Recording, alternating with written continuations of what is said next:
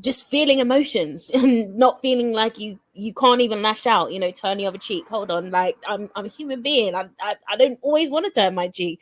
What type of thing is that? And so there are people like myself, metaphysicians, that just take themselves out of that box completely, and it creates a much more safer space for the individual to create their own experience rather than feel like they're having an experience that's being projected to them, or for them.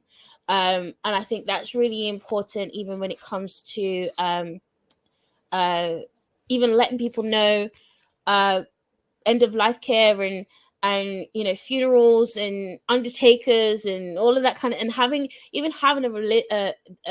not everyone's religious, so why do we have to be subjected to either having a Christian or any type of religious type of funeral? Or I remember that really the first time I had an encounter of that is a few years ago, when I went to a funeral, and I saw drums. I saw it was a Kemetic funeral, but I've never seen something like that before. I never saw someone who wasn't a pastor, the owner of a church, conducting a ceremony that I actually felt more connected with. Yeah. I actually felt like this. It assisted the grieving process a lot better, because it really transcended.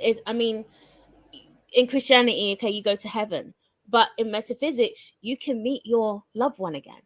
You can talk to them again. You don't have to wait until you die to meet them.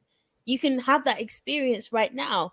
When you're having a dream, you're connecting with that loved one on another realm. And so there's practitioners that understand this particular perspective, and it's going to support you on that. So yeah, the only problem is that, for example, in the UK, metaphysics is not a major topic. It's growing. So there's not going to be many metaphysical ministers. There may be some non-religious ministers that will have the compassionate effect, but may not have the depth that some people may require, in terms of the spiritual influence and that type of depth or whatever. But it's just understanding the different options that people have available to them.